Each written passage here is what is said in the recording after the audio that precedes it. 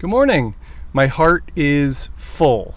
In April, it's Financial Literacy Month, which is very abundantly clear to someone like me who's a speaker, a financial educator. We know all about this month. So this month I traveled quite a bit. I was out in Washington State. I was also in Oklahoma. Two of my favorite places to go, and worked with some awesome students, met some awesome students. And one of the things I noticed on these trips was I had so many ideas that didn't fit in our precious time together. You know, we got 45 minutes. I've got 14 years of thinking about personal finance, and I think now more than ever, we're all thinking about it. And so I wanted to share with you an unusual thing that happened to me. And part of my goal with this is to be really honest. Maybe uncomfortably honest, because my job is to really connect with people and to meet people where they're at, and not to force my own perspectives.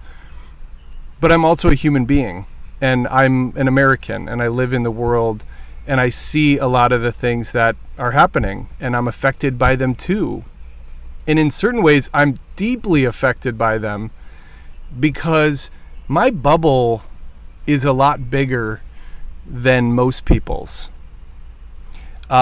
Certainly locally, I live in a bubble like we all do. Certainly algorithm-wise, I live in a bubble like we all do. You know, we're surrounded by people who kind of think like us and would vote like us. And also, then if you watch any video to support your views, then you're going to get thousands, right? But I have traveled all over the country and talked to people of all different backgrounds. And while I lean to the progressive side, I'm actually more progressive than I would say Democrat, because I really believe in social programs that lift people up, that create a safety net, that create a wage floor, that allow us to keep up with rising costs, that protect us from scams, that negotiate on our behalf against companies that will charge us as much as they possibly can. And so I'm a big believer that managing money is something we all have to do, but it is not a panacea. It is not the perfect solution.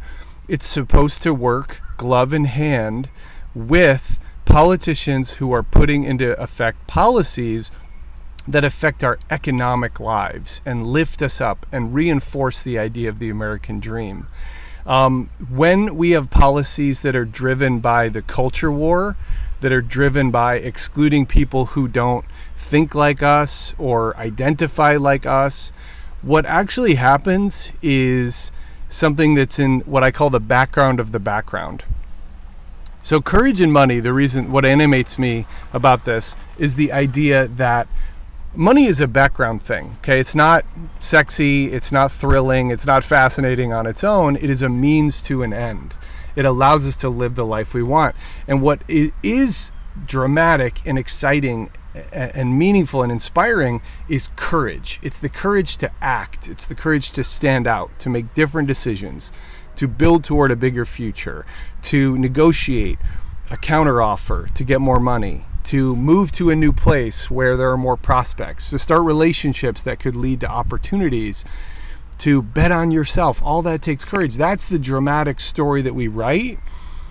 And if you will, money is the paper on which we write that story. It is not in and of itself this thrilling thing.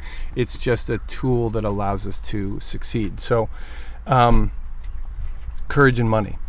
So in the background of our story is what we're doing with money. But in the background of that are policies that are being put in place that make our lives harder financially, that make that courage less effective, that make our managing money less effective at allowing us to pursue the dream that we're all told is possible. So in the background of the background, what's happening is institutions that are purely designed, or at least in practice, are mostly about providing for us, the citizens, offering us protections. Those programs are being deleted and destroyed and hollowed out. And I couldn't tell you why. one of the big emotional milestones in my career was in 2016 when Donald Trump was elected, and he immediately emptied out the Consumer Financial Protection Bureau. He put someone in charge of it who hated it, who wanted to destroy it.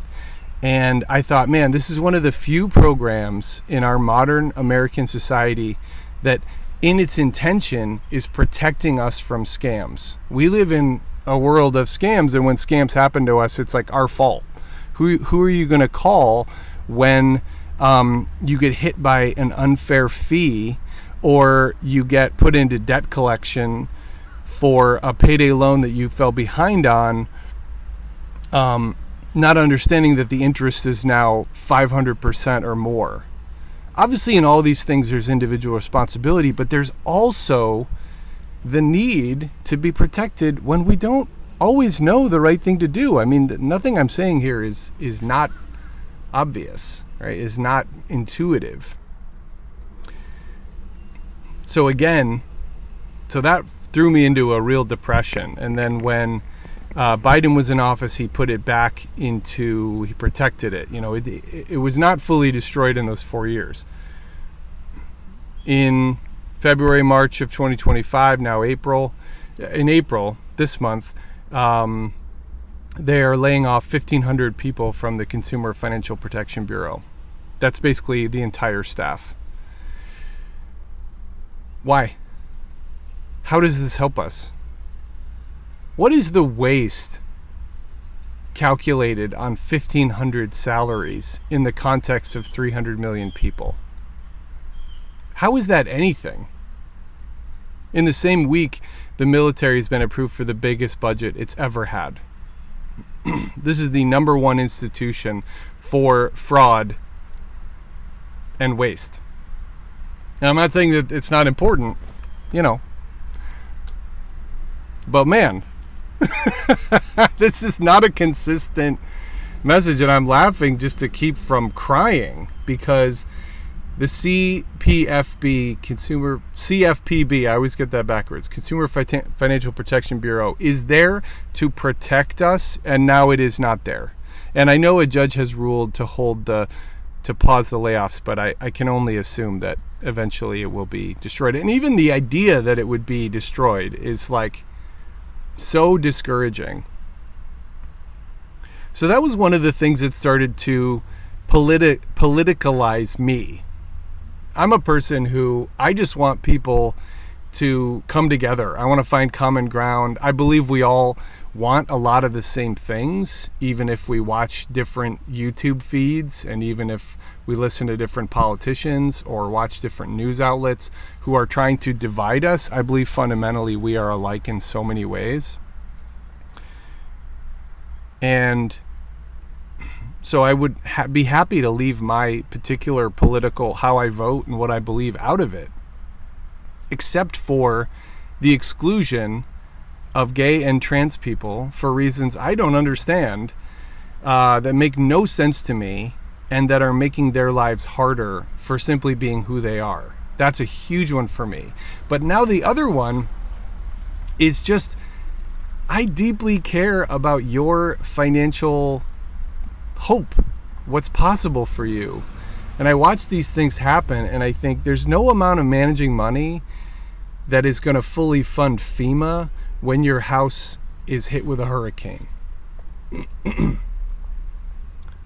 There's no amount of managing money that is going to keep you from the fact that most of us are one health crisis away from bankruptcy.